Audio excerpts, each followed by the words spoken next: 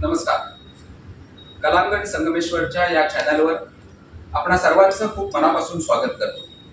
मित्रांनो, गेल्या महिन्यातल्या 27 तारखेला म्हणजे 27 मे या दिनांकाला माध्यमिक शालांत परीक्षा अर्थात 10वीच्या परीक्षांचे निकाल जाहीर झाले आणि लगेचच त्याच्या पार्श्वभूमीवर 28 तारखेला संगमेश्वर तालुक्यातल्या 6 विद्यालयातल्या प्रथम आलेल्या विद्यार्थ्यांशी कलांगणनी संवाद साधला, ज्यामध्ये कोकण विभागीय मंडळातून पहिला आलेला विद्यार्थ्याचा सुद्धा समावेश होता, ज्याला 100% मार्क मिळाले होते. अर्थात तो व्हिडिओ आपण ह्याच महिन्याच्या 7 तारखेला युट्यूबच्या आणि माध्यमातून आपल्या सर्वांपर्यंत पोहोचला.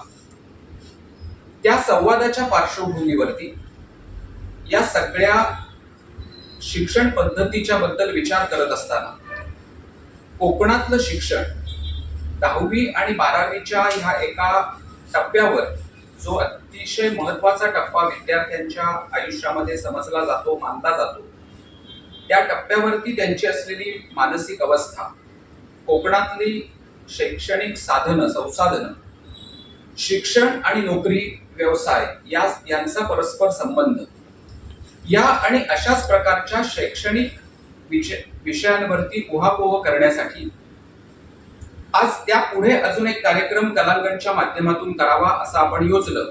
आणि त्यासाठी आपल्याकडे आज 2 अतिशय त्या क्षेत्रातील मान्यवर तज्ज्ञ आपल्याला लाभले आणि त्यांच्याशी आपण आज संवाद साधून या सगळ्या प्रश्नांचा उहापोह करण्याचा एक छोटासा प्रयत्न या माध्यमातून करणार आहोत. आज माझ्या सोबत आहेत श्री पार्थ बापट. पार्थ बापट हे 28 वर्षांहून अधिक काळ पर्यावरण आणि शिक्षण क्षेत्रात स्वतंत्र सल्लागार म्हणून कार्यरत आहेत. BSc physics, MSc geography, post graduate diploma हा सस्टेनेबल नॅचरल रिसोर्स मॅनेजमेंट, शाश्वत नैसर्गिक संसाधन व्यवस्थापन, असं त्यांचं शिक्षण आहे. या पुढे जाऊन सांगायचं तर पार्थ बापट हे सुद्धा मूळ संगमेश्वर तालुक्यातल्या बुरुंबाड गावचे आहेत. टाटा सामाजिक विज्ञान संस्था, सोमय्या विद्याविहार विद्यापीठ अशा ठिकाणी गेल्या अनेक वर्षांचा अध्यापनाचा त्यांचा अनुभव आहे. आणि या सगळ्या पार्श्वभूमीवर या आजच्या कार्यक्रमातून त्यांच्याशी संवाद साधून काही विषय समजून घेणं यासाठी आपण त्यांना या कार्यक्रमामध्ये बोलावलं. त्यांच्या सोबत आज प्राध्यापक सुरेंद्र ठाकूर देसाई आहेत. ठाकूर देसाई सर गेली 30 वर्ष रत्नागिरीच्या गोपटे जोगळेकर महाविद्यालयामध्ये अध्यापनाचं कार्य करतात, ज्यांचं मूळ गाव राजापूर तालुक्यातील गोवळ हे त्यांचं मूळ गाव आहे. आणि समुद्र किनाऱ्यावरील होणारे बदल हा त्यांचा PhDचा विषय राहिलेला आहे. रत्नागिरी जिल्ह्यातून अनेक विद्यार्थी 10वीची परीक्षा पास झाल्यानंतर ज्या गोपटे जोगळेकर महाविद्यालयामध्ये प्रवेश घेतात, 30 वर्षांचा अध्यापनाचा अनुभव असल्यामुळे आत्ता प्रवेश घेणारे आणि आमच्या पिढीचे सुद्धा असे अनेक विद्यार्थी त्यांच्याकडे येऊन गेलेले आहेत, त्यांना त्यांनी अध्ययन केलेलं आहे. अर्थातच या दोन्ही महानुभावांना या संपूर्ण शैक्षणिक परिस्थितीचा आवाका नीटसा कळलाय आणि त्यांचं मत म्हणूनच एक तज्ज्ञ मत म्हणून आपल्याला विचारात घ्यायला हरकत नाही. या अनुषंगानं आज कलांगणनी असा विचार केला की या दोन्ही मान्यवरांच्या सोबत या शिक्षण विषयावरती आपण काही संवाद साधूया. अर्थात हा सगळा विषय थोडासा क्लिष्ट होईल की काय, किंवा थोडासा तात्विक होईल की काय, थोडासा गंभीरतेकडे झुकेल की काय, अशी शंका असल्यामुळे सुद्धा, पण दोघेही हाडाचे शिक्षक असल्यामुळे विद्यार्थ्याला सुद्धा कसं नीट समजावून सांगता येतं हे त्यांना पुरेसं अवगत असल्यामुळे माझ्या सकट तुम्हा सर्वांना ते अतिशय सोप्या भाषेत हा सगळा विषय अतिशय सोप्या भाषेत समजावून सांगू शकतील याची मला खात्री आहे. पुन्हा एकदा आपल्या दोघांचंही या कलांगणच्या चॅनलवरती खूप मनापासून स्वागत करतो. सर, आता मी म्हटलं सुरुवातीला त्याप्रमाणे 10वीच्या परीक्षेचा निकाल लागला. कोकण विभागाचा निकाल हा सातत्याने गेली काही वर्ष हा अतिशय उत्तम पद्धतीने लागताना आपण पाहतोय. मी मगाशी ज्याचा उल्लेख केला की ज्या 6 विद्यार्थ्यांशी मी संवाद साधला होता माझ्या मागच्या एपिसोडमध्ये, त्याच्यामध्ये 100% मार्क मिळवलेला विद्यार्थी होता जो संगमेश्वर तालुक्यातून येतो. इथपासून 96-95% पर्यंत मार्क मिळवलेल्या 6 विद्यार्थ्यांची अर्थातच आम्ही संवाद साधला होता. कोकण एक काळ लातूर पॅटर्न म्हणून ज्याची गणना झाली किंवा महाराष्ट्रामध्ये लातूर पॅटर्न हा शब्द खूप गाजला, त्या पार्श्वभूमीवरती गेली काही वर्ष सातत्यानं कोकण पॅटर्न हा पुन्हा एकदा अस्तित्वात येऊ पाहतोय, रुजू पाहतोय. कोकण विभागीय मंडळाच्या या लागलेल्या उत्तम निकालाकडे इतके वर्ष अध्यापन क्षेत्रात कार्य करत असल्याने आणि त्या 10वीतून पुढे तुमच्याचकडे ते सगळे विद्यार्थी बरेचसे बहुतांश त्यातले येत असल्यामुळे या निकालाकडे तुम्ही कसं बघता? टक्केवारी म्हणजे किती मुलं बसली आणि त्यातली किती मुलं उत्तीर्ण या टक्केवारीच्या परिभाषेमध्ये कोकण विभाग सातत्याने कोकण विभागीय मंडळ निर्माण झाल्यापासून पहिलंच आहे. असं कधीच झालं नाही. त्यापूर्वी ते कोकण विभागीय मंडळ नव्हतं आणि त्यामुळे मग 2 विभागीय मंडळ म्हणजे आधी पुणे, मग मुंबई, मग कोल्हापूर असं फिरत राहिल्यामुळे इतरांमुळे ती सरासरी खाली येते. पण कोकण विभागीय मंडळ झाल्यापासून 10वी-12वी दोन्हीकडे सातत्याने सर्वोत्तम टक्केवारी असते. तर ही एकीकडे अभिमानाची गोष्ट आहेच आणि दुसरीकडे संख्याशास्त्रीय दृष्ट्या आपण विचार केला, स्टॅटिस्टिकली बघितलं तर त्याचा अर्थ एवढाच आहे की जितके विद्यार्थी 10वीच्या परीक्षेला बसले त्यातले फार कमी जण अनुत्तीर्ण झाले, बाकी सगळे जण उत्तीर्ण झाले 10वीला किंवा 12वीला. हा त्याचा एक अर्थ आहे, साधा सोपा अर्थ आहे. त्याचा अभिमान बाळगायला हरकत नाही. गुणवत्तेकडे ह्याचा काही संबंध असतो असं शिक्षक म्हणून मला नक्की वाटत नाही. त्याचं कारण असं आहे की गुणवत्ता मोजायची असते तर सरासरी गुण मोजले जातात. आपण सहसा दुर्लक्ष करतो, परंतु म्हणजे त्या विभागीय मंडळातून जेवढे विद्यार्थी बसतील त्या सगळ्यांच्या गुणांची सरासरी काढली तर मग आपल्याला ह्यातला जो भेद आहे तो थोडा दिसतो. पण कोकणामध्ये हा निकाल खूप चांगला लागतो. याची जी काही ठळक कारण आहेत त्यातलं एक तर कारण असं आहे की तुलनेने शिक्षणाकडे गांभीर्याने बघण्याचं पालकांचं प्रमाण जास्त आहे, हे नक्की आहे. आणि हा फरक तुम्ही ग्रामीण भागात आणि शहरी भागात कुठल्याही महाराष्ट्रामध्ये किंवा महाराष्ट्राबाहेरही फिरला तर आपल्याला हा फरक जाणवणं येतं. म्हणजे मुलगा किंवा इव्हन मुलगी सुद्धा शिकत असली तर तिला कामाला लावायचं नाही इतपत भान पालकांना असतं. त्यामुळे हा गांभीर्याने बघणं हा खूप महत्वाचा घटक आहे. अन्यथा शिकून काय होत आहे हा दृष्टिकोनच नाही, हे वाक्य नाही आहे. 10वी-12वी सारख्या वर्षांमध्ये नक्की हा एक भाग आहे. दुसरं थोडं असंही आहे की म्हणजे विद्यार्थ्यांचं एकूण संख्या आणि उपलब्ध सुविधा याचं गुणोत्तर बघितलं तर तुलनेने वर्गामधली विद्यार्थी संख्या कमी आहे सरासरी. महाराष्ट्राच्या इतर भागांमध्ये एका वर्गात एका कोटीत किती विद्यार्थी असतात, कोकणातले किती असतात तो दिसतो.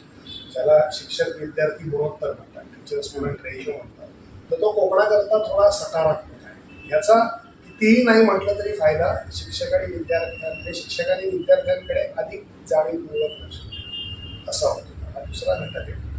आणि तिसरा घटक हा आहे की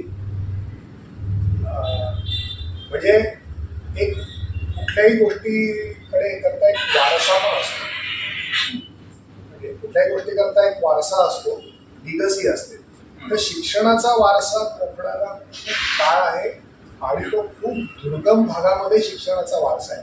म्हणजे कोकणामध्ये सुरुवातीच्या शाळा ज्या स्थापन झाल्या या काही शहरांमध्ये होत्या, पण दुर्गम भागात 80 वर्ष जुन्या, 90 वर्ष जुन्या. आणि त्या ज्यांनी काढल्या ते मुंबईला चालत देऊन परीक्षा देऊन आले, शिकले आणि त्याला शिक्षणाचं महत्त्व कळलं म्हणून इथे शाळा.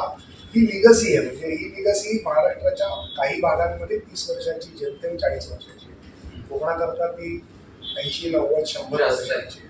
या तिघांचा मिळून परिणाम म्हणून आपल्याकडे जास्त निकाल लागतो असं एक भोबळ सांगता येईल. 2 गोष्टी त्यातल्या एक म्हणजे तुम्ही जे आता गुणवत्तेचा उल्लेख करत होता तुमच्या आताच्या विवेचनामध्ये की त्या मार्क आणि त्या गुणवत्तेचा एकमेकांशी काही किती संबंध आहे का याबद्दल आपण बोलूया आपल्या तुमच्या संबोधनामध्ये. पण त्याच्यापूर्वी बोलताना एक तुम्ही एक वाक्य असं म्हणालात की त्याच्याबद्दल फार अभिमान बाळगायला हवा किंवा बाळगायला हरकत नाही. अभिमान बाळगायला हरकत नाही असं म्हणताना तो नाही बाळगला तरी चालेल असं त्याच्यात कंसामध्ये तुम्हाला सूचित करायचं होतं की काय, अशी शंका आली म्हणून विचारतो आणि पुढच्या प्रश्नाकडे जातो की ती जी तुम्ही मगाशी म्हटलात की ती जी संख्या कोकणातल्या गुणोत्तराचं जे शिक्षकांचं आणि गुणोत्तर आहे किंवा एकूण कोकणातल्या पालकांची त्या विद्यार्थ्यांच्या शिक्षणाकडे बघण्याची दृष्टी, तर ह्या पार्श्वभूमीवरती काही विधान होतं? ते असं असतं की ज्या वयाचे विद्यार्थी ह्या सगळ्यामध्ये सहभागी होतात आणि ते खूप दुर्गम भागातून कष्ट करून घरामधून म्हणजे घरातून खूप पार्श्वभूमी नाही आहे अशाही सगळ्यातून ते शिकून काहीतरी यश मिळवतात. अशा वेळेला म्हणजे त्यांना निरुत्साही करण्यात काही अर्थ नसतो. त्या अर्थाने तो अभिमान नक्की वाढवला पाहिजे. यापेक्षा अधिक सकारात्मक परिस्थिती असलेल्या ठिकाणीही इतकं यश मिळत नाही आणि तुलनेने इथे यश मिळतो पण तो अभिमान तिथे संपला पाहिजे. तिथून आपण वस्तुस्थितीकडे आलं पाहिजे. म्हणून मी हरकत नाही असं ते तेवढंच आहे. ते पुढे थांबायचंय कळलं पाहिजे. सर ह्यालाच जोडून की आता आपण कोकणातल्या बोर्ड विद्यार्थ्यांच्या बद्दल बोलतोय म्हणून आज एक अनुभव असाही आहे कोकणामध्ये, विशेषतः कोकणातल्या सुद्धा जास्त दुर्गम भागामध्ये जेव्हा तुम्ही जाता किंवा अगदी ज्याला खेडेगाव असं म्हणू, तर ह्या खेडेगावांमध्ये शाळांमधून घटलेली विद्यार्थ्यांची संख्या हा एक जटिल प्रश्न निर्माण झालेला आहे एक प्रकारे. म्हणजे मग ती विद्यार्थ्यांची संख्या कमी आहे म्हणून त्या शाळा सुरू ठेवायच्या की नाही, किंवा तिथे शिक्षक येणार की नाही, किंवा तिथे मग एकशिक्षकी शाळा झाली म्हणून विद्यार्थ्याला पाठवलं जात नाही, असं ते एक दुष्टचक्र निर्माण होतंय की काय. अशा प्रकारची परिस्थिती कोकणातल्या अनेक खेडेगावांमधून आज बघायला मिळते. तुम्हाला काय वाटतं की ह्या सगळ्या निर्माण झालेल्या परिस्थितीचं मूलभूत कारण काय असावं? एकच एक कारण तर नाही आहे.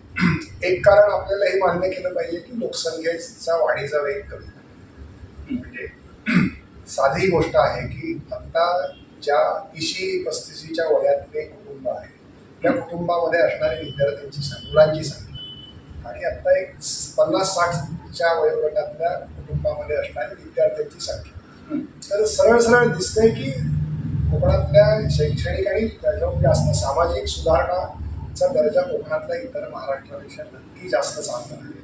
आणि त्यामुळे हे बदल कोकणात जास्त सजगपणे सर्व समाजामध्ये स्वीकारले. त्यामुळे लोकसंख्या कमी झाली हे सरळ सरळ दिसते. म्हणजे दुसरं त्याचं एक कारण हेही आहे की खूप जास्त सुविधा निर्माण झाल्या. याची कारणं कोकणातली दुर्गमता, वस्ती रचना होती. म्हणजे पूर्वी गावामध्ये 2 शाळा असतात, आता प्रत्येक वाडीतल्या विद्यार्थ्यांना लांब चालायला जाऊ नका म्हणून आणखीन एक शाळा प्रत्येक वाडीत निघाली, तर ती विभागली जाणं हा भाग होता.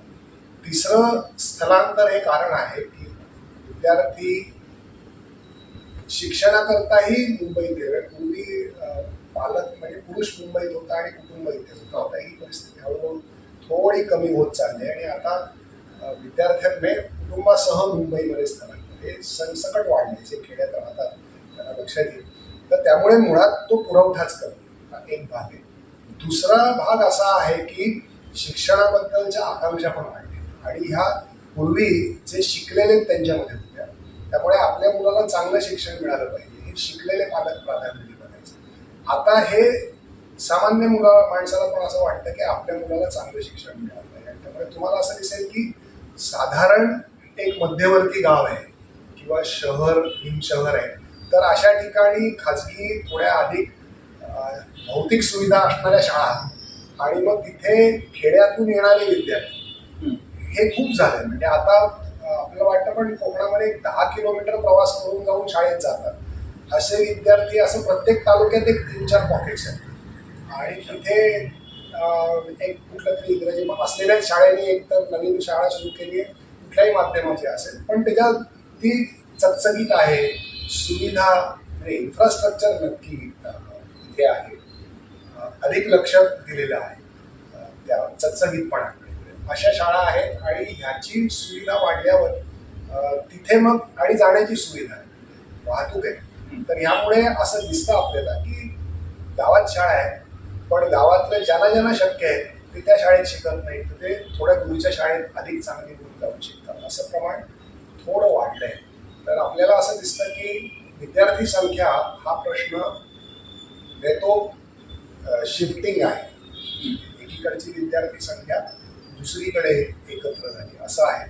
आणि तिसरा खरा म्हणजे प्रश्न असा आहे की शिक्षणाचं सार्वत्रिकीकरण करताना आपण त्याचं विद्यार्थी संख्या किती असणार याचा विचारच न करता सार्वत्रिकीकरण केल्यामुळे कोणाचंच पोट भरत नाही आणि सगळ्यांच्याच वाट्याला थोडं थोडं येतं. असं थोडं शिक्षणाच्याही बाबतीत झालेलं आहे. याचं कारण कोकणातले आकडेवारी असं दाखवते की 10वीमध्ये जेवढे विद्यार्थी उत्तीर्ण होतात किंवा 8वीत जेवढे विद्यार्थी पुढे जातात त्यापेक्षा 9वीमध्ये प्रवेशची जागांचीच संख्या जास्त आहे. आणि हेच 10वीमधून जेवढी मुलं बाहेर पडतात तर 11वीच्या जागांची संख्या जास्त. त्यामुळे कुठल्याच जागा भरणार नाही हे नक्कीच. ते तो रेशो ॲडव्हर्स होत चालतो, तो थोडा विपरीत होत चाललेला गोष्ट आहे.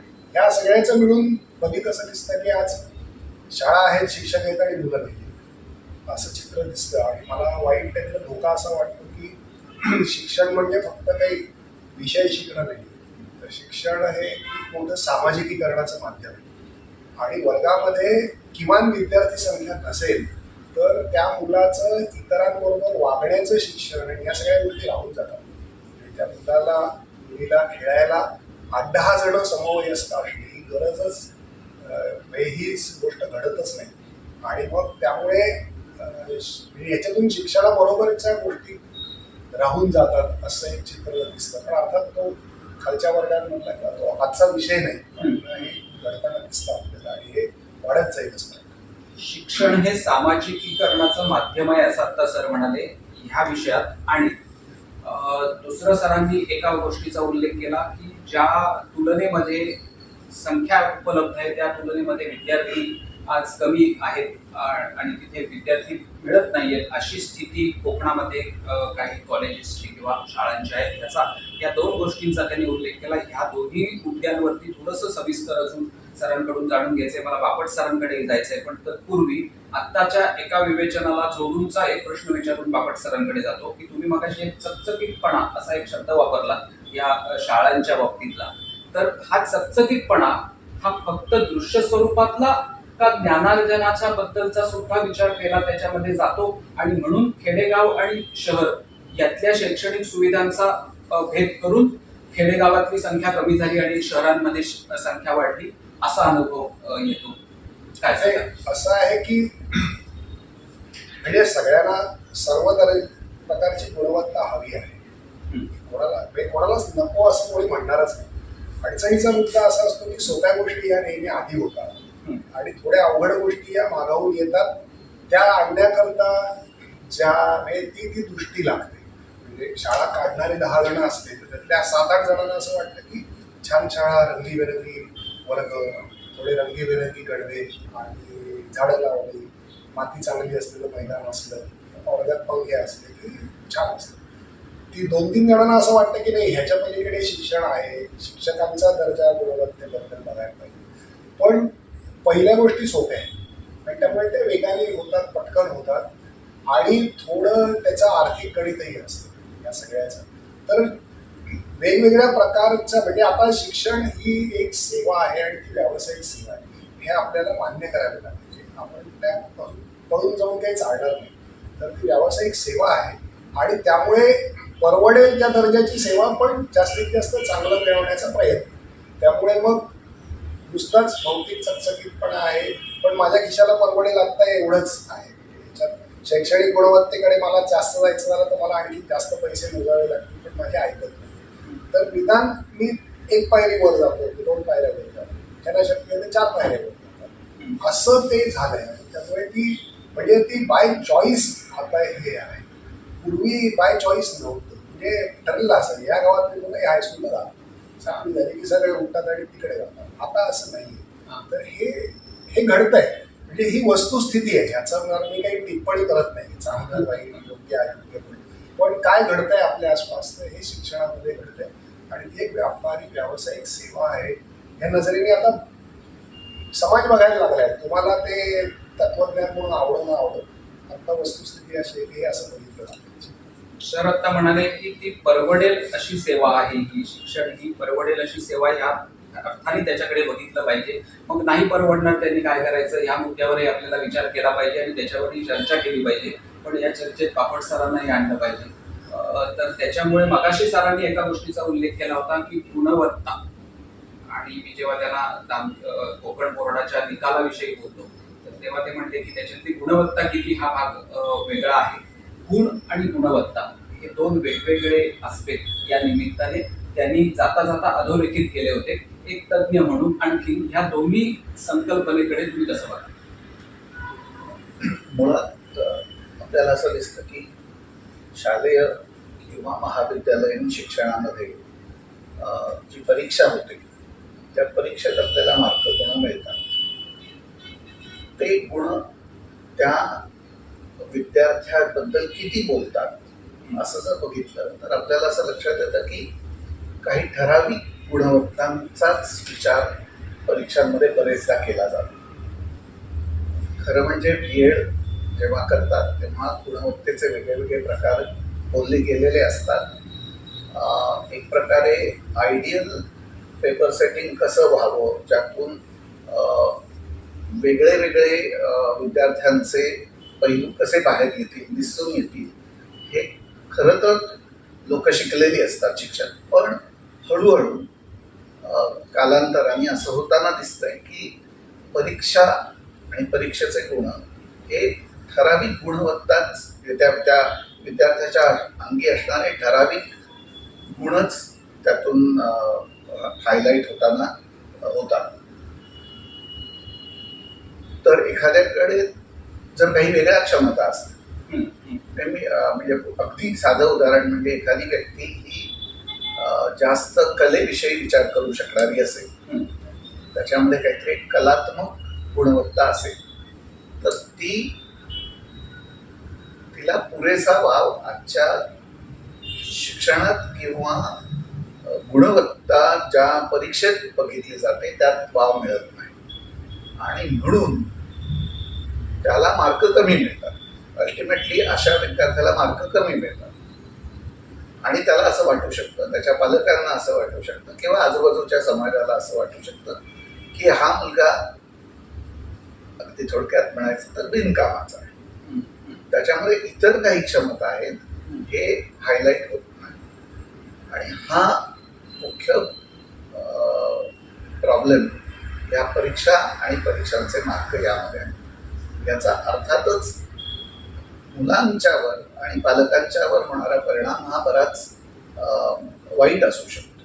म्हणजे त्या मुलातला स्वतःविषयी काय वाटतंय त्याचा स्वतःविषयीचा दृष्टिकोन हा त्या परीक्षेच्या मार्कांवर जर अवलंबून असणार असेल आणि जो बरेचदा असतो तर त्याला आपण कोणीच नाही आहोत. आपलं स्वतःविषयी खूप शंका त्याला येऊ शकते आणि म्हणून याविषयी खूप काळजीपूर्वक त्या विद्यार्थ्यांशी संवाद होण्याची गरज आहे की तुम्हाला मिळालेले गुण आणि म्हणजे अर्थातच याची दुसरी साईड अर्थातच अशी आहे की ज्याला खूप चांगले मार्क मिळतात तीही व्यक्ती सर्व गुण संपन्न नसते आणि ज्याला कमी मार्क मिळतात ती काही टाकाऊ व्यक्ती नसते, काही गुण मोजलेच गेलेले नसतात. हा फरक कदाचित आपण लक्षात घेतला पाहिजे. राष्ट्रीय शैक्षणिक धोरण 2020 दुर्दैवाने म्हणा किंवा योगायोगाने म्हणा पण राष्ट्रीय शैक्षणिक धोरण आणि कोरोना हे एकदम आल्यामुळे कदाचित राष्ट्रीय शैक्षणिक धोरणाविषयी फार कमी चर्चा किंवा फार कमी मंथन आपल्याकडे झालं. पण राष्ट्रीय शैक्षणिक धोरणामध्ये एक जी वैशिष्ट्ये जी सांगितली गेली त्याच्यात एक वैशिष्ट्य असं सांगितलं गेलं की ज्याचा तुम्ही आता उल्लेख केला की एखाद्या विद्यार्थ्याचा कल कशाकडे आहे नेमका, हा विद्यार्थ्याचा कल जर ओळखता आला नाही तर तो मग त्याला मार्क कमी मिळतात किंवा मग त्याला बिनकामाचा म्हटलं जातं.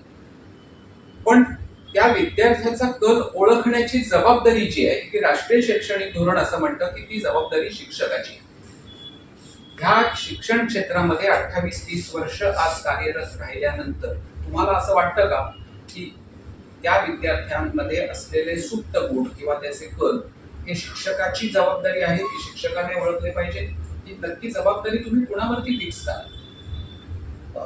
ही जबाबदारी इतक्या सहजपणे आपण म्हणजे आजचं जर वास्तव तुम्ही बघितलं तर तुम्हाला कल्पना असेल की आपल्या शाळांमध्ये शिक्षकच नाही. हो, म्हणजे एकीकडे आपल्याकडे हे खूप आयडियल वाटावं असं धोरण आहे पण अर्थसंकल्पात शिक्षणावर अतिशय कमी खर्च केला जातो मुळात शिक्षकांची भरतीच झालेली नाही. हम्म.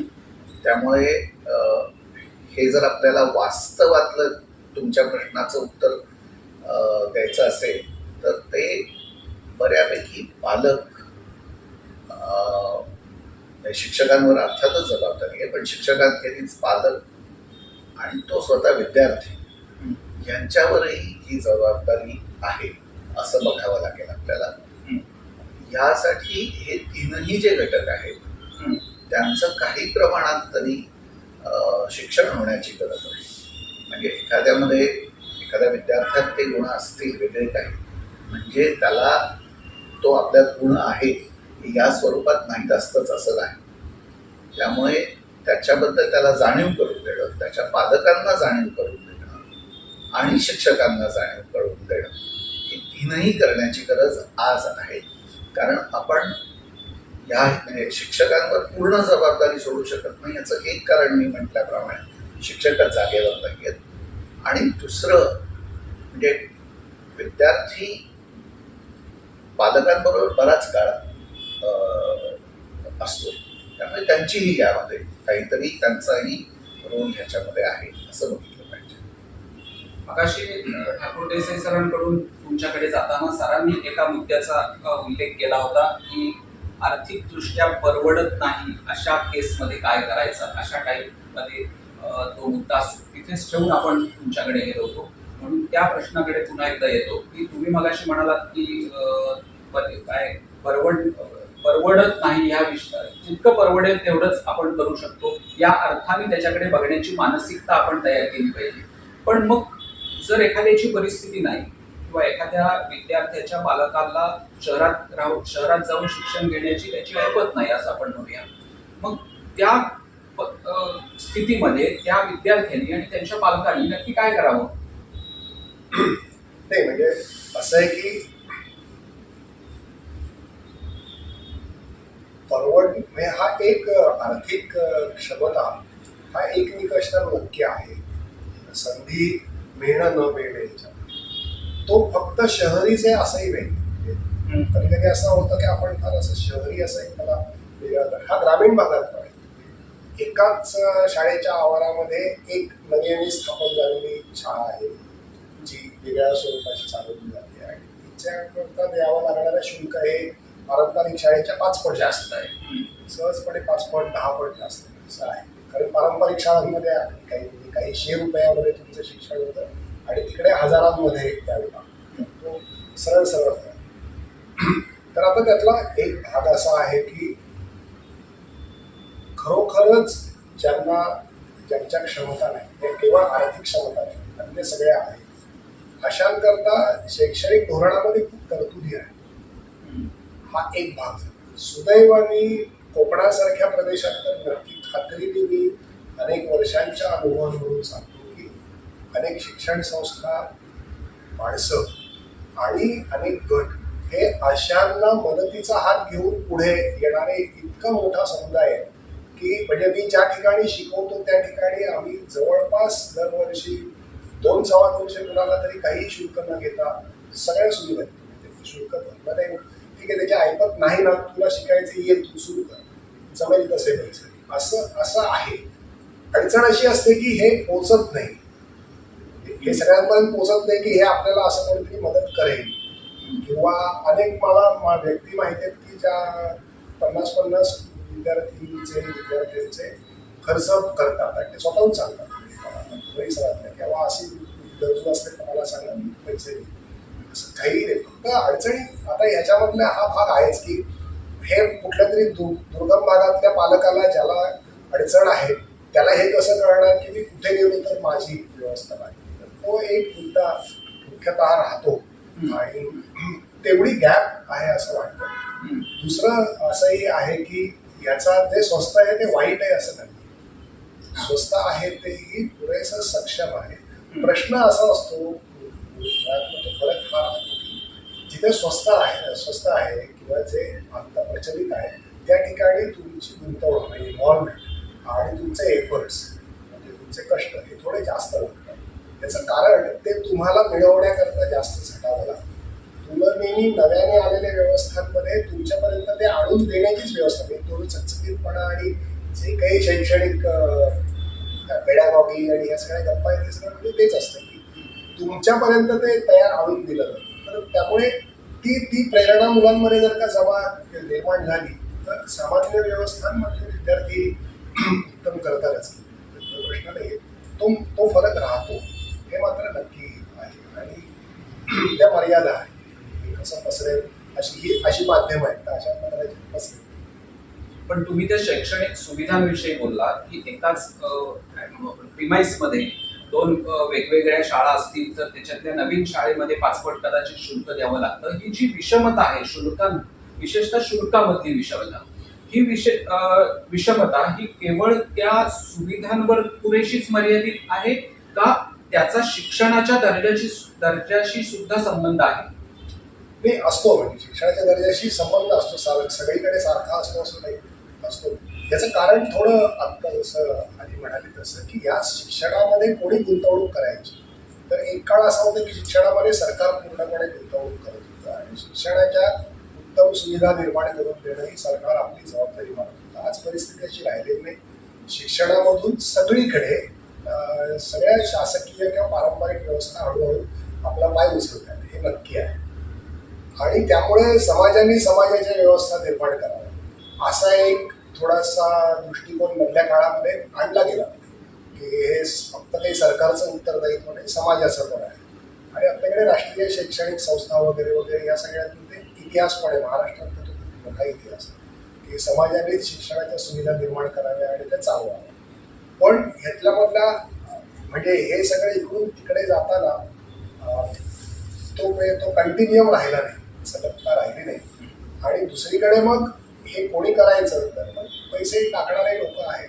मग अशी म्हटलं तसं तो चांगला व्यवसायही आहे आणि तो वाईट अर्थाने व्यवसाय म्हणत नाही, चांगला व्यवसाय. म्हणजे उत्तम सेवा द्यायची असते तर त्याला खर्च लागतो आणि तो खर्च मी आधी गुंतवतो आणि नंतर मी तो परत मिळवतो. याच्यातून कदाचित नफा कमवणार नाही पण मी ती व्यवस्था तर निर्माण करतो याच्यात असं होणार आहे. तर ही विषमता नाकारून उपयोग नाही. ही विषमता आहे ती कमी कशी करता येईल तर इथे मग असे जे गट आहेत तुमच्यासारखे आहेत, अनेक स्वयंसेवी संस्था आहेत, विज्ञानाश्रम सारखे प्रयोग आहेत की हे ह्यातली जी दरी आहे ती भरून काढायचा नक्की प्रयत्न.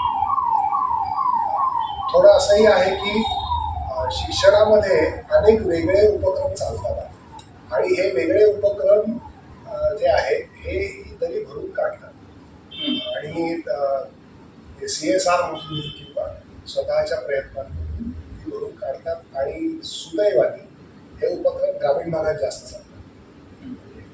अजूनही तो केंद्रबिंदू ग्रामीण भागात सुविधा न पोहोचणे अशी वस्तुस्थिती असल्यामुळे ते ग्रामीण भागात म्हणजे शहरातल्या मुलाला रुरल टेक्नॉलॉजी किंवा बेसिक टेक्नॉलॉजी शिकायची सुविधा थोडी दूर असेल पण कोकणातल्या मुलाला 30-40 किलोमीटरमध्ये ती सुविधा आज आहे. तर हा फरक म्हणजे ते आहे संधी पण त्याचा म्हणजे या सगळ्याचा प्रसार काही पाहिजे त्यातली एफर्ट आहे. बापट सर, हा एक झाला एक बाजू याची म्हणजे ज्या विषमतेबद्दल आता आम्ही बोलतो त्याच्यामध्ये जास्त करून आर्थिक विषमता किंवा आर्थिक संबंध ज्याच्यामध्ये अधिक होता. त्याची दुसरी अजून एक बाजू की गुणांवर आधारित शैक्षणिक प्रवेश ही पद्धत आपल्याकडे आज लागू आहे. म्हणजे ज्याला जास्त मार्क मिळाले त्याला मेरिटनुसार प्रवेश घेतला गेला.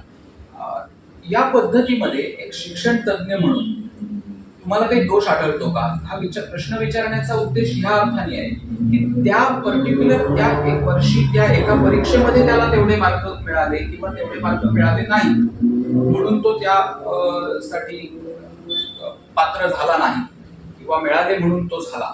तर ही जी एक तात्कालिक परिस्थिती आहे तर ह्याच्यात काही तुम्हाला एक दोष आढळतो का शिक्षण तज्ञ?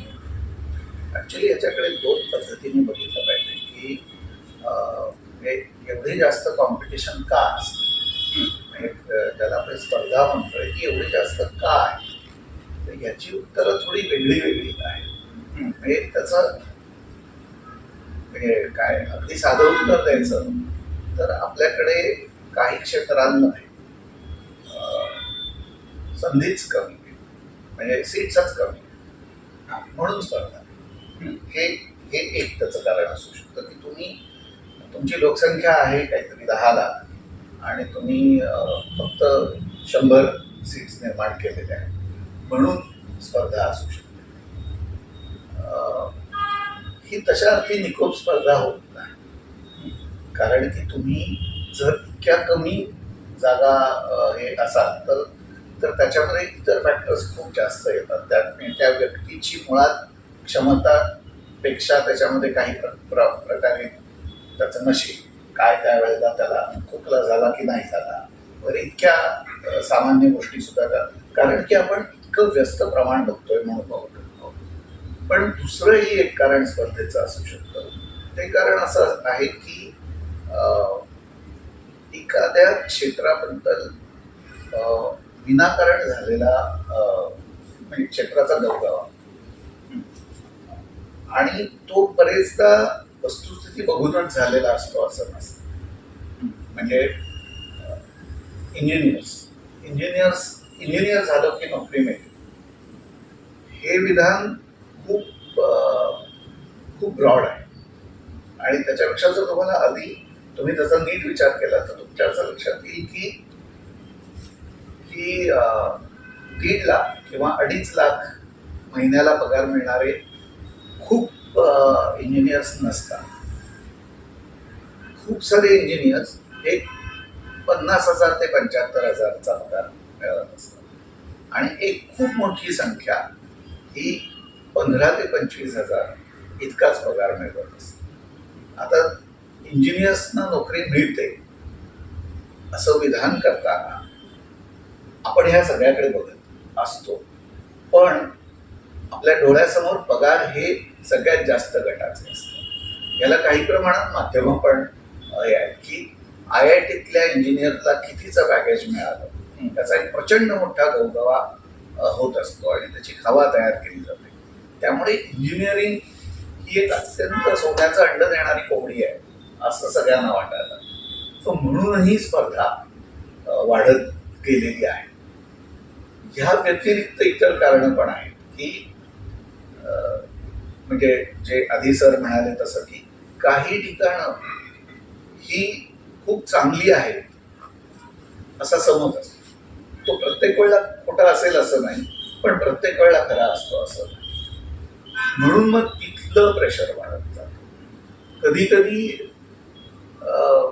आपल्या गावापासून खूप दूर जायला लागतंय तर नकोच जाऊया म्हणून गावाच्या जवळच्या ह्यांच्यावरचं प्रेशर वाढतं.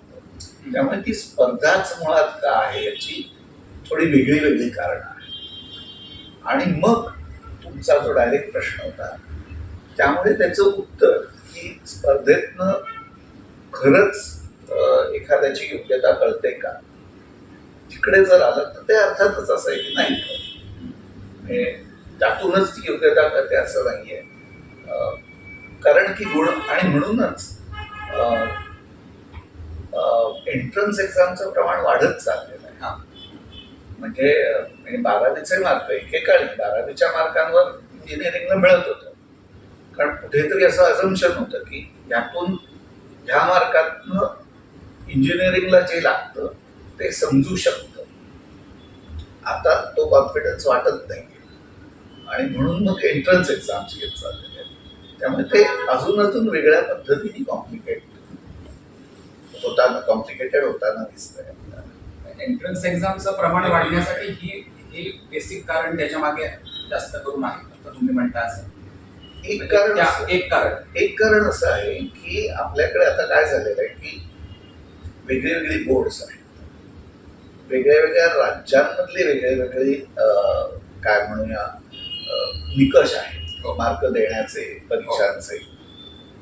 ह्या सगळ्यांमुळे आता 12वीचे मार्क असं आता काही उरलेलं नाही म्हणून मग एंट्रन्स त्याच्यात असं ते झालेलं आहे. आत्ताच्या तुमच्या ह्याला विवेचनाला जोडून म्हणजे तुम्ही आता एक इंजिनिअरिंगचं उदाहरण दिलं की इंजिनिअरिंगला प्रवेश घेतला किंवा इंजिनियर झालो की जास्त नोकरीच्या संधी उपलब्ध आहेत वगैरे असा एक समज आहे. आपण कोकणात बसून बोलतोय आणि कोकणाविषयी सुद्धा बोलतोय.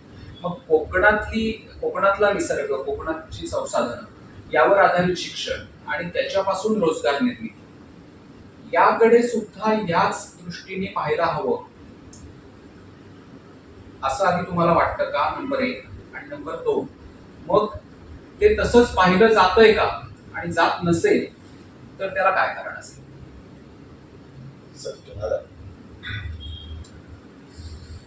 ते असं आहे की इतक्या थेट जोड्या तर लावता येत नाही. म्हणजे जगातल्या सगळ्या प्रदेशांना काहीतरी एक संसाधनं असतील आणि संधी असतील आणि त्याच्याकरता तुम्ही काहीतरी एक कौशल्य किंवा प्रशिक्षण दिलं तर त्यातून रोजगार निर्माण होतो. तर हे इतकं थेट नसतं. दुसरी गोष्ट, कोकणातल्या संपन्नता वगैरे हे जे शब्द आहेत त्याला खूप मर्यादा आहे आणि त्या निसर्गाच्याच मर्यादा आहेत.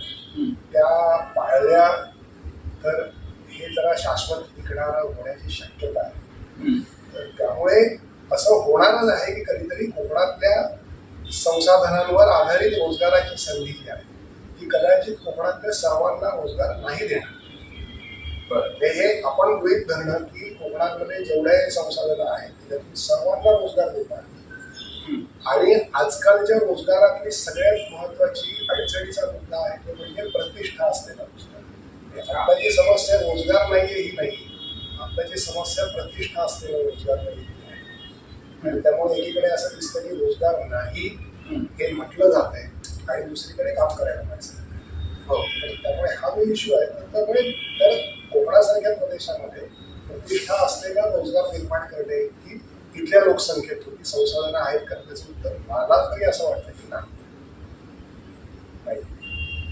उत्पादन व्यवस्था नाही आपल्याकडे आणि तर त्यामुळे इथे जेवढी लोक आहेत ह्यांना बाहेरच्या रोजगाराकरता तुम्हाला तयार करावंच लागेल. काही असं नाही होणार की सगळे त्याला इथे बसून रोजगार करता येईल का बाहेरच्या करता. म्हणजे तुमचं कौशल्य इथल्या संसाधनांकरता नाही, तुमचं कौशल्य जसं कॉल सेंटर्समध्ये किंवा IT मध्ये असं असतं की कामं तुम्ही कुठल्या तरी परदेशातल्या संसाधनांकरता, माणसांकरता, व्यवस्थांकरता कामाचं ठिकाण फक्त इथे असेल. तर कदाचित कोकणामध्ये असं ह्याचा अंतर्भाव केल्याशिवाय सर्वांना रोजगार नाही निर्माण होऊ शकणार असं व्यक्तिगत माझं मत आहे की हे नाही होणार.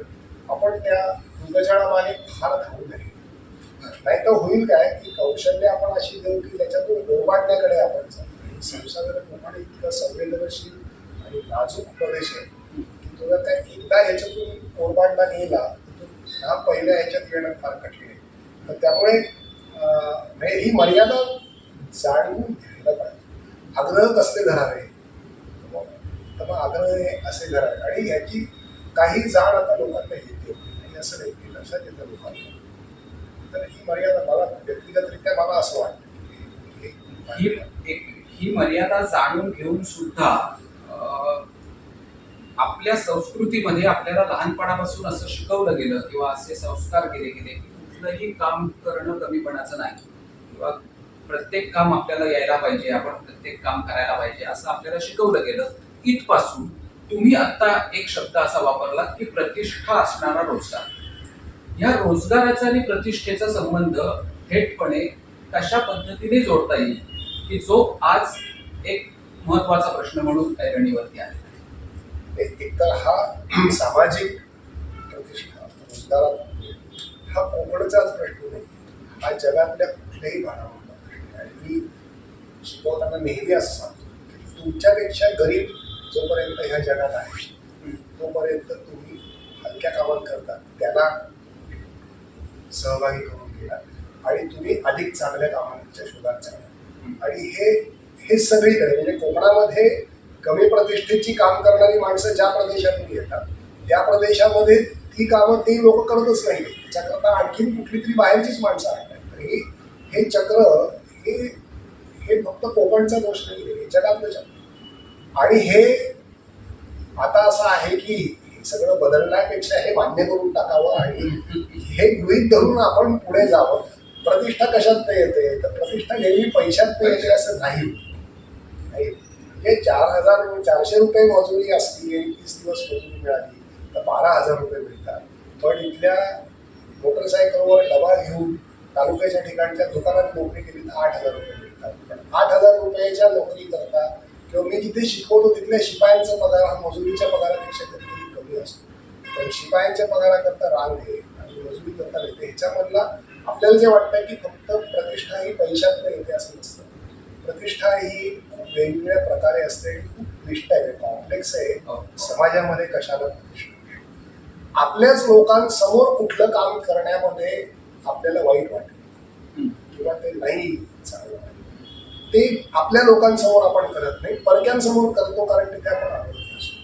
हा जो इश्यू आहे ना, हा जगात सगळीकडे, हा कोकणातच नाही. आपल्या बऱ्याचदा आपण कोकणावर फार शिक्के मारतो, ते कोकणावर शिक्का मारतो, हे नाही, हे जगात सगळीकडे. कोकणात जिथून तिथून मजूर येतात, त्यांच्या मूळ प्रदेशात त्यांचे लोक मजुरी करत नाहीत, त्यांच्यापेक्षा गरीब आहेत, त्यांना आणून ते कामं करून घेतात.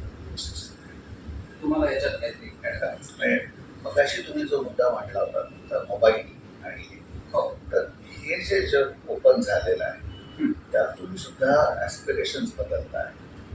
म्हणजे लोकांना सर म्हणतात तसं की प्रतिष्ठा कशाला म्हणायची किंवा ॲस्पिरेशन्स काय असाव्यात आपल्या प्रतिष्ठेखेरीज पैशांच्या सुद्धा, हे सुद्धा लोक आता आपल्या आजूबाजूची म्हणजे मला म्हणायचं इमिजिएट सराउंडिंग्सकडे न बघता एका आपल्यापासून खूप दूरच्या प्रदेशाकडे बघून, त्या यूट्यूबकडे बघून, त्या रील्सकडे बघून किंवा त्या सगळ्या इंस्टाग्रामकडे बघून माझ्या आकांक्षा ठरायला लागलेल्या आहेत.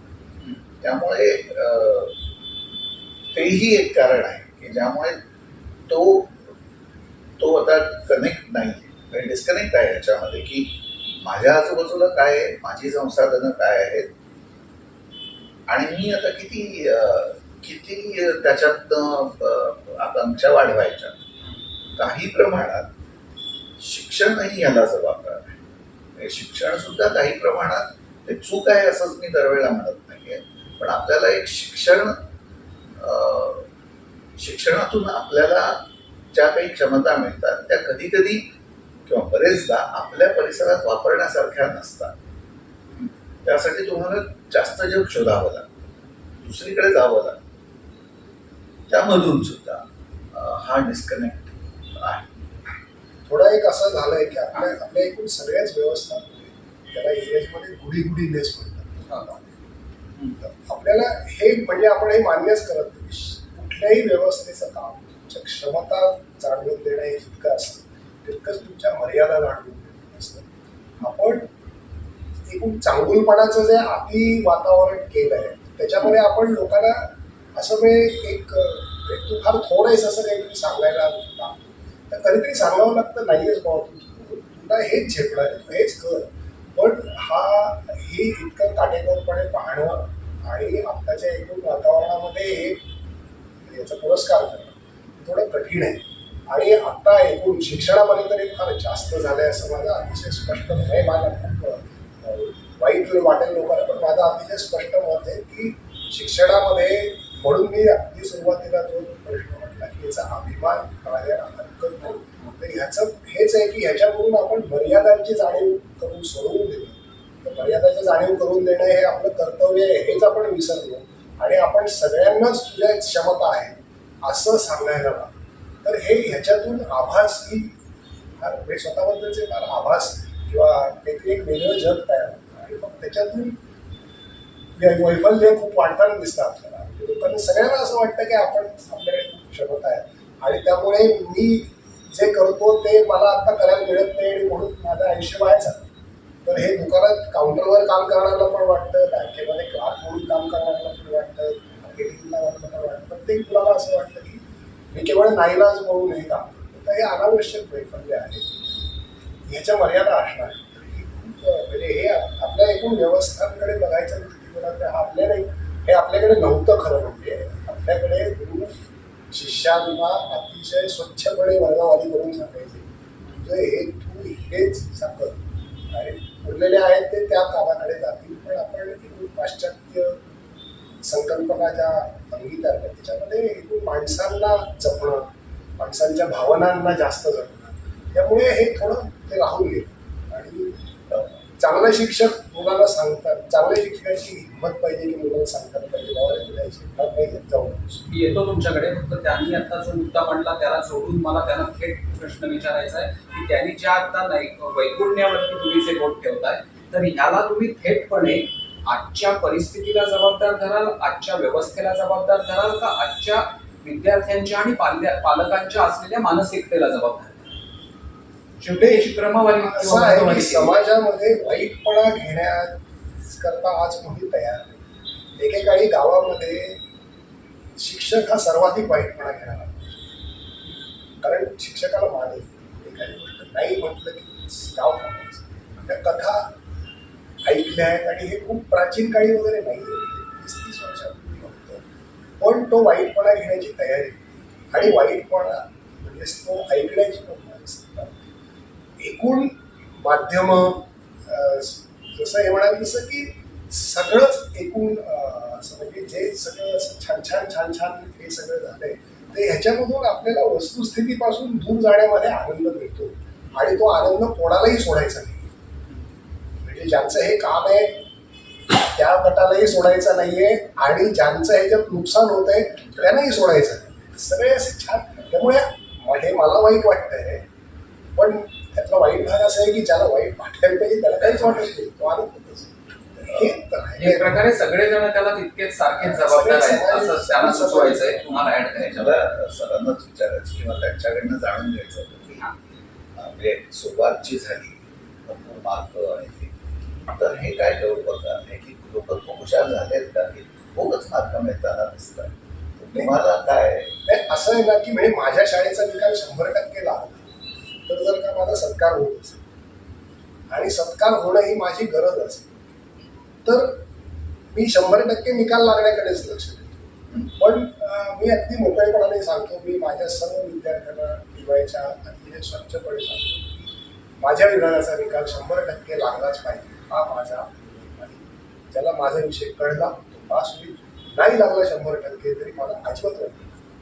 त्याचं कारण असं आहे की शिक्षक म्हणून माझे आग्रह काय असावे त्याच्या माझ्या कल्पना ज्या आहेत त्या आत्ताच्यापेक्षा थोड्या वेगळ्या आहेत. सुदैवानी त्याच्या मागे खूप अनेक गोष्टी असतात. हे मी नुसतं म्हणून चालत नाही, त्याच्या मलाही त्याच्या करताच्या तयार, पण हे नाही आता. आणि मग त्यामुळे मी म्हटलं तसं की छान आहे म्हणजे बाळगावा सगळे यश. तुम्ही लोकांना नाराज नाही ना करू शकता. आणि वाईट भाग असा आहे की हे बिझनेस मॉडेल, बिझनेस मॉडेलमध्ये आउटपुट चांगलं नसेल ते इनपुट कमी, ते बिझनेस मॉडेल नाही. वाईट नाही आहे. आता असं आहे की हे गाडी आता सुटली, हे थांबवायच्या मागे लागायचं का मागच्या बाजूने आपण दुसरीच गाडी सोडायची. तुम्ही परीक्षार्थी आणि ज्ञानार्थी या संकल्पनेकडे आता अंकुली निर्देश केला. तुम्ही जे सांगितलं की माझ्या वर्गात मी असं सांगतो की नाही 100% निकाल लागला तरी चालेल. बापट सरांनी तुम्हाला जो प्रश्न विचारला होता त्याच्यामध्ये 100% पास होणं याच बरोबरीने मला वाटतं त्याला अजून एक अपेक्षित होतं की आपल्या काळात इतके मार्क मिळत नव्हते. म्हणजे 30 वर्षांपूर्वी 40 वर्षांपूर्वी जेव्हा आपण 10वीची परीक्षा दिली असेल तर त्यावेळेला 100% मार्क मिळत नव्हते कधी. मग तेव्हा आम्ही हुशार नव्हतो आणि आताची मुलं हुशार झाली तर तेव्हा मार्क जास्त देण्याची काही व्यवस्था नव्हती आणि आताची निर्माण झाली अशा पण अर्थाने बापट सरांना विचारायचं होतं म्हणून तेवढं ऍड केलं. नाही, एकूण म्हणजे काय म्हणायचं तो मगाचाच प्रश्न आहे. आपल्या विद्यार्थ्यांच्या गुणांमध्ये आपण आपलं यश एकदा मोजायला लागलो किंवा आपलीच गुणवत्ता मी एकदा मोजायला की त्याला 100% मिळाले की आपोआप माझी गुणवत्ता सिद्ध होते असं मी मानतो. की जे चुकीचं आहे नाहीये त्याच्यामध्ये उपयोगी नाहीये याचा अर्थ गुण टाकाऊ आहेत असं अजिबात नाही. कधी कधी थोडं मात्र याच्यातलं धोकावी मनापासून मला असं मनात होतं की ह्याचा अर्थ आपण प्रत्येक चांगले गुण मिळालेल्या मुलाकडे वाईट बघू नका, कारण त्याच्या क्षमता अशा आहेत की तुम्ही जगातलं कितीही कठीण विचारा त्याला 100% तर ते असं नको करायला. हा गट असणार आहे पण ही वर्गवारी खूप असणार आहे. आणि मी म्हणजे बऱ्याचदा आम्ही नंतर तो बरा खटाडोप करतो की स्टॅटिस्टिक्समध्ये संख्याशास्त्रामध्ये एक नॉर्मल डिस्ट्रीब्युशन कर्व असतो आणि त्याच्यामध्ये एक स्क्यूनेस नावाची गोष्ट असते.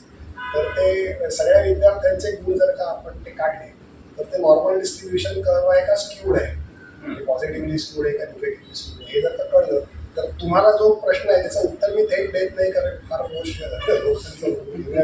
पण तो स्क्यूड बघितला की ह्याच्यामध्ये शिक्षकांचं प्रेम जास्त आहे गुणांबद्दल का विद्यार्थ्यांची गुणवत्ता जास्त आहे हे लगेच कळतं. आणि हे महाराष्ट्राच्या वेगवेगळ्या भागांमध्ये ह्याचं चित्र फार वेगवेगळं दिसतं. कोकणातली माणसं जरा जास्त चिकित्सक असल्यामुळे कदाचित आपल्याला वाटेल की बऱ्याकडे जाणार असेल, नॉर्मल डिस्ट्रीब्युशन कर्वकडे असेल. महाराष्ट्राच्या इतर भागामध्ये ते आणखी वाईट आहे. शेवटी हा प्रश्न त्या मानसिकतेचाही आहे आणि आता सर म्हटले त्याप्रमाणे की त्या दृष्टीने तुम्ही कसा विचार करता किंवा तुम्ही काय त्याच्याकडे काय दृष्टीने पाहता याचा पण प्रश्न आहे. आपण अगदी आपल्या ह्याच्या समारोपाकडे येताना मगाशी स्पर्धेचा उल्लेख बापट सर तुम्ही 1-2 वेळा वारंवार केला होता. एक स्पर्धा तत्वाचा विचारशून्य अतिरेक या नावाचा एक संजीव चांदोरकर यांचा लेख वाचनात आला. तो त्या लेखाच्या तपशिलात फार न जाता त्या लेखामध्ये उल्लेख केल्याप्रमाणे स्पर्धेचे फायदे तोटे, सामाजिक आर्थिक परिणाम हा खूप मोठा विषय आहे. हा कदाचित यातल्या प्रत्येक मुद्द्यावर एक स्वतंत्र एपिसोड करावा लागेल इतका तो मोठा विषय आहे, म्हणून मी त्या तपशिलात जात नाही.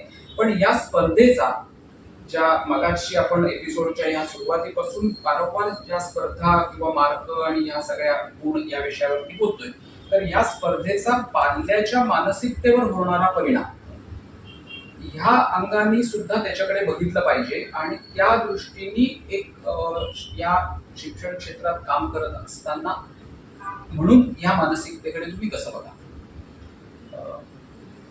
बरोबर आहे. म्हणजे तो जो स्पर्धा हा म्हणजे मी मगाशी जे थोडंसं मांडलं होतं की स्पर्धा मुळात का निर्माण होते हे बघितल्यावर हे बघण्याची खूप गरज आहे. म्हणजे स्पर्धा होण्याची कारणं ही आपल्याला भासवली जातात की ही नॅचरल आहे, तर ती दरवेळेला नॅचरल नाही आहे हे मुळात लक्षात घेतलं नाही. त्याच्यामध्ये मी मला अशी म्हटलं तरी सीट्स किती आहे, इतर हजार हे आहे, तर हे मुळात लक्षात असलं पाहिजे.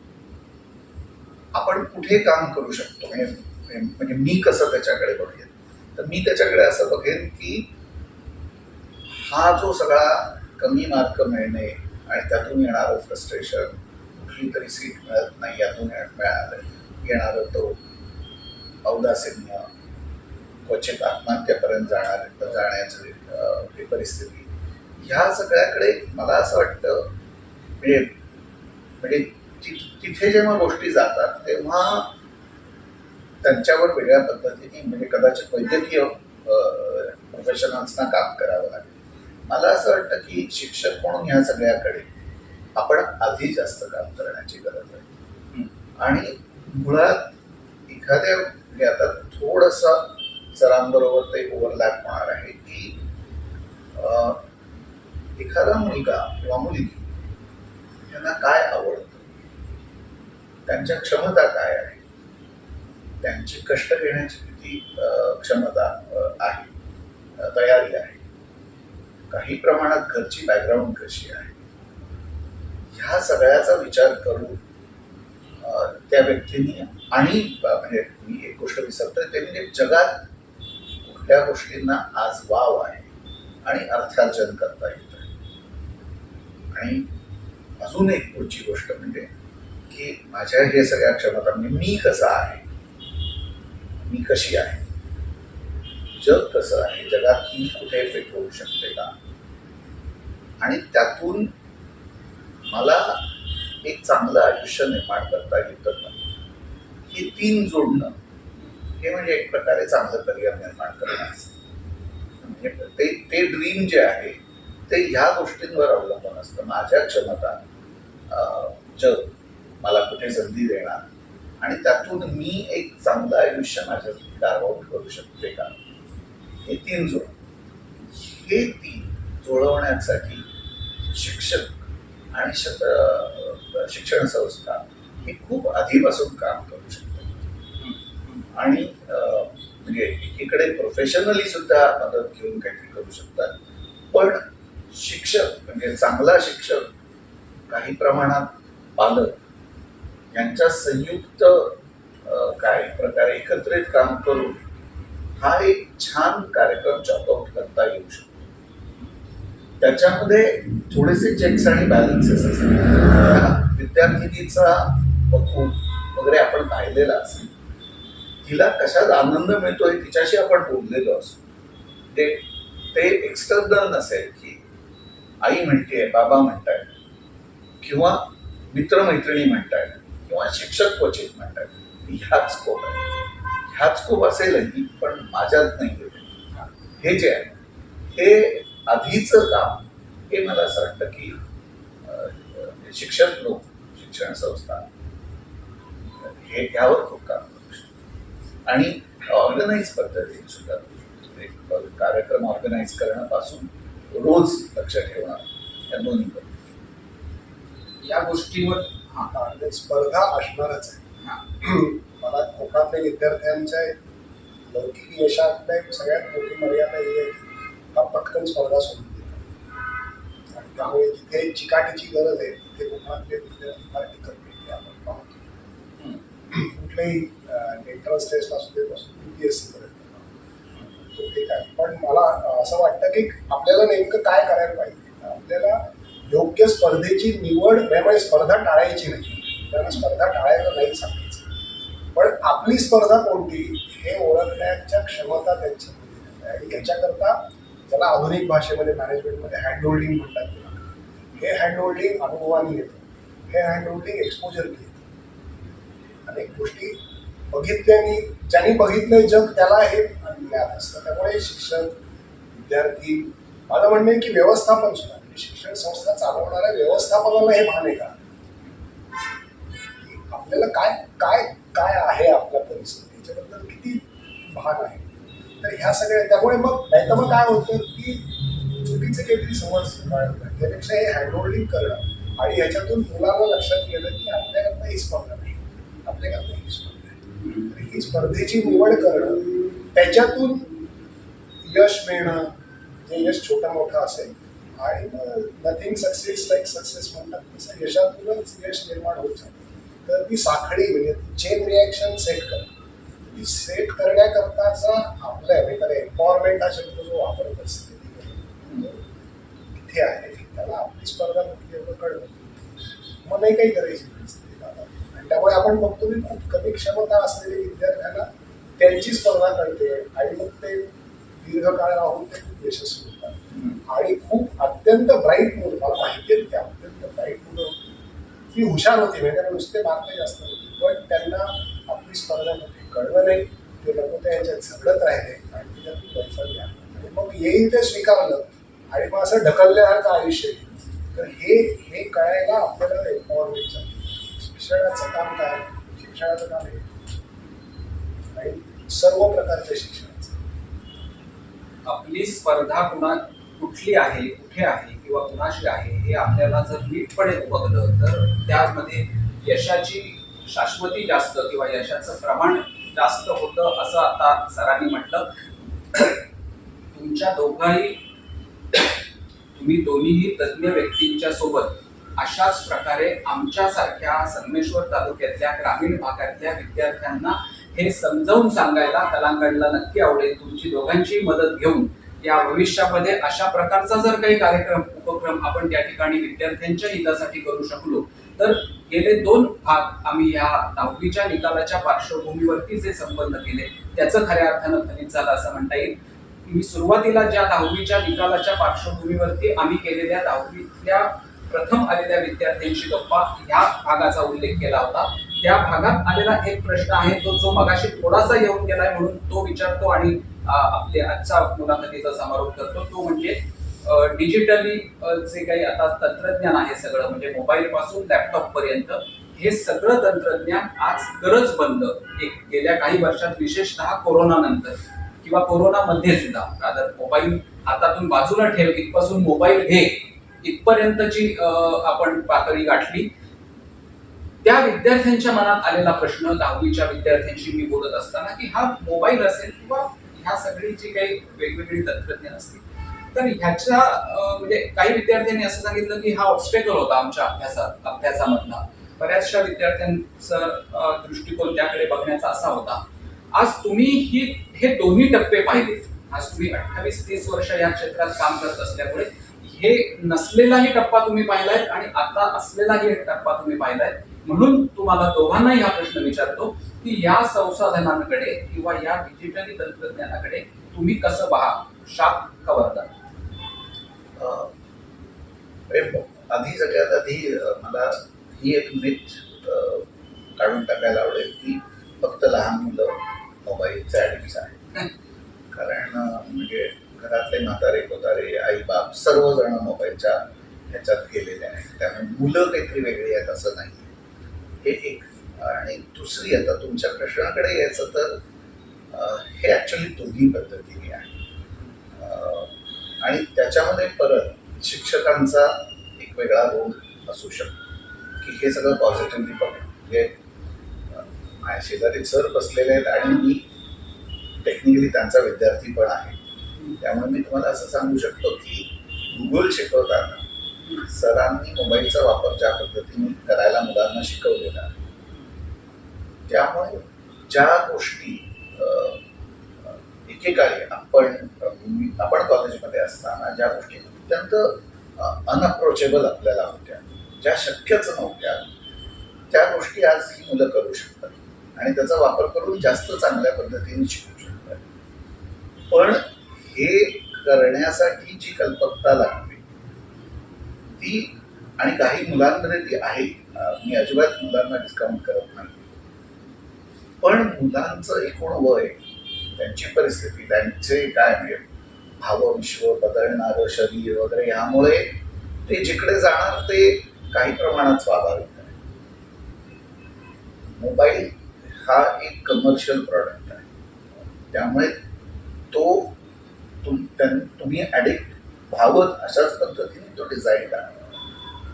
तर त्यामुळे ते तिकडे जाऊ शकतं आणि जातात आणि पण त्याच्यातल्या ज्या क्षमता आहेत शिक्षणातल्या असतील, इवन काही प्रमाणात एंटरटेनमेंटमधल्या असतील, ज्या जास्त दर्जेदार चांगल्या आहेत, तुमच्या आयुष्याला चांगलं वळण देऊ शकतील, ह्यासाठी परत सर म्हणतात तसं काही पद्धतीचं हँडहोल्डिंग होण्याची गरज आहे. त्यातून तुम्ही उदाहरणार्थ विज्ञान जास्त चांगलं कसं शिकू शकाल, त्यातून तुम्ही आर्ट किंवा ह्युमॅनिटीज जास्त चांगल्या कशा शिकू शकाल, ह्या पॉसिबिलिटीज सुद्धा त्यात आहे. पण त्या म्हणजे कोणीतरी त्या दाखवल्या पाहिजे. म्हणजे त्या परत जर तुमचा शिक्षक वर्गातला हा चॉक आणि चॉक टॉक टाईपचा जर असेल तर ते नाही होणार. त्यामुळे ते असं शाप आणि वरदान असं न बघता म्हणजे तुम्हाला ट्रेन व्हावं लागतं त्याला. सर नाही, अगदी म्हणजे तुम्हाला थेट उत्तर हवं असलं तर 20% वरदान आहे, 80% शाप. त्याचं कारण असं आहे की त्याच्या क्षमता म्हणजे जे अनुभव आपल्याला घेता येत नाही वेगवेगळ्या कारणांमुळे, सूक्ष्म आहेत, महाग आहेत, धोकादायक आहेत, ते सगळे अनुभव घेण्याची क्षमता या सगळ्या डिजिटल टेक्नॉलॉजीमध्ये आहे. आणि आता तर augmented reality, virtual reality, artificial intelligence, creativity पण आहे, रिक्रिएशन ऑफ द थिंग्स, हे पण शक्य. पण ह्यातली अडचण अशी आहे की हे सगळं आभासी आहे आणि कौशल्य विकास हा आभासातून दिसते. तर त्यामुळे जे आपल्याला प्राप्त होणार नाही तेवढ्या पुरतंच हे वापरतं आणि थांबायला शिकवलं. मला डिजिटल ह्याच्यातलं सगळ्यात महत्त्वाचं अडचण ही वाटते, काय करायला लागणार आहे शिक्षकांपासून सगळ्यांना. याचं कारण असं आहे की युट्यूबवरची फिल्म दाखवायची आणि मुलाला फक्त प्रश्न विचारायचे, ही सुद्धा अतिशय चुकीची पद्धत वळत चालली. आणि ह्याला आपण काय IT यूज ऑफ ICT वगैरे, तर हे नाही यूज ऑफ ICT. तर त्यामुळे आपल्याला थांबायला कुठे शिकवावं लागेल. टिळकडे आगरकरांमध्ये आगरकर ठेवून समाजाच्या कुठल्याही बदल स्वीकारण्याकरता समाजाची धारणा क्षमता अधिक विकसित करावी लागते. आता अपात्र लोकांच्या हातात तंत्रज्ञान गेलं तर तंत्रज्ञान माणसाला गेलं. तर अडचण आता एवढीच आहे की डिजिटल ह्याच्यामध्ये 20% ते वरदान आहे, परंतु शिक्षणाच्या उद्देशांमध्ये कौशल्य विकास, प्रत्यक्ष अनुभवांची निर्मिती आणि पुनरावृत्ती जी शिक्षणातून हरवत चालली. आपल्याला एखादी गोष्ट पुन्हा पुन्हा निर्माण करता आली पाहिजे. साहित्यामध्ये तर हे अत्यावश्यकच आहे, पण चित्रकारालाही आयुष्यात एकदा एकच चित्र उत्तम काढून नाही चालत, तर कोण भरत नाही. त्याला सतत चांगली चित्र काढायची. तर मग ती करायची असेल तर डिजिटल ही अडथळा ठरतो आणि त्यामुळे 20%च त्याची मर्यादा आहे. नंतर आयुष्यात त्याच्या निवडीने काही करावं. शिक्षणाच्या टप्प्यावर त्याच्या पलीकडे जर का डिजिटल झालं तर शिक्षण मागे पडतं आणि डिजिटल हे आभास मोठे होतात शिक्षणात. हा कार्यक्रम संपवताना तुमची शेवटची नोट काय सांगता तुम्ही एकूण आत्ताच्या आपल्या ह्या सगळ्या चर्चेचं फलित किंवा त्याला क्रीम म्हणू आपण जिस्ट म्हणून ह्या कार्यक्रम त्या नोटवरती आपण आजच्या या मुलाखतीचा समारोप करू. एक तर आपल्याला सरांकडनं खूप चांगल्या गोष्टी ऐकायला मिळालेल्या आहेत.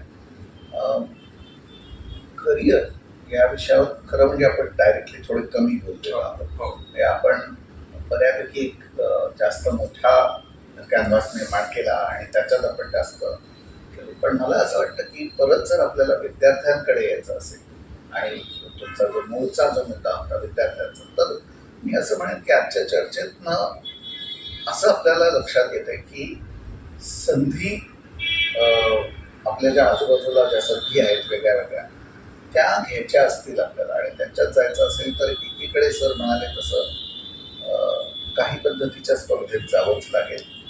पण कुठली स्पर्धा निवडायची, कुठल्या स्पर्धेत आपण भाग घ्यायचा आणि उत्सुक वाटेल त्या स्पर्धेत पडायचं नाही, हा जो विवेक आहे तो विवेक शिकवण्याचं काम कदाचित त्या शैक्षणिक संस्था, त्यांची मॅनेजमेंट, शिक्षक ह्यातून निर्माण होऊ शकेल.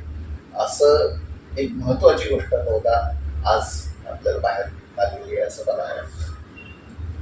प्रकारे त्या शिक्षकाचा गुरुपदापर्यंत होणारा प्रवास आणि त्याच्यातून तुम्ही विवेक ह्या विषयावरती येऊन थांबलात म्हणून मी म्हटलं की शेवटी पुन्हा प्रत्येक गोष्ट फिरून फिरून की तुम्ही हँड हँडलिंग मगाशी त्यांनी वापरलं ती शेवटी आपल्या हातातच येते की शेवटी सतसत विवेक बुद्धीला स्मरून आम्ही काय करतो ह्याच्यावरती प्रत्येक गोष्ट येऊन थांबते. म्हणजे जरी किती स्पर्धा झाली, किती मोबाईल आलं, किती तंत्रज्ञान आलं, तरी सुद्धा आम्ही त्याच्या आहारी किती जातो इतपत ह्या सगळ्या गोष्टी त्याच्यावरती अवलंबून आहेत.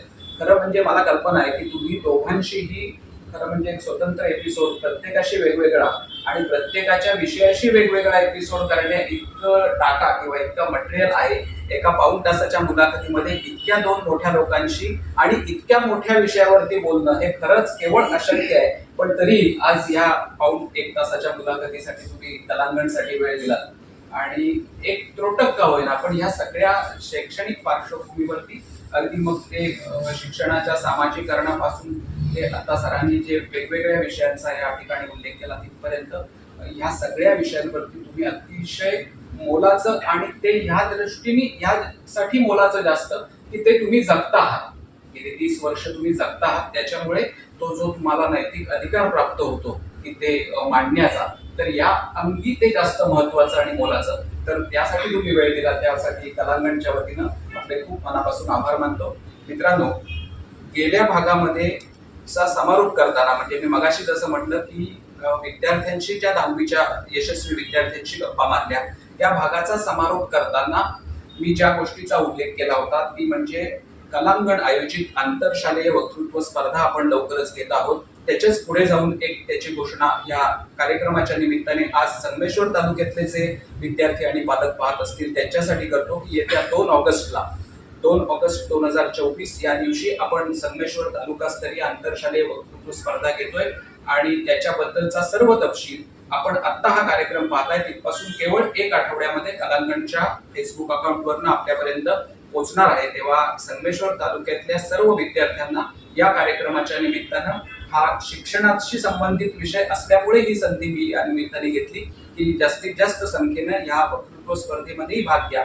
आज पुन्हा एकदा या दोन्ही महानुभावांनी या कलांगणच्या या कार्यक्रमासाठी विशेषतः वेळ काढला आणि अतिशय मोलाचं मार्गदर्शन केलं. त्याबद्दल पुन्हा एकदा आपल्या दोघांचे खूप मनापासून आभार मानतो. आणि ह्याच ठिकाणी या कार्यक्रमातून आज आम्ही गेले 2 भाग म्हणजे 10वीच्या विद्यार्थ्यांशी संवाद आणि हा थोडासा गेल्या 4 वर्षापेक्षा म्हणजे कलांगणला डिजिटल प्लॅटफॉर्मवर येऊन याच महिन्यात 4 वर्ष पूर्ण झाली.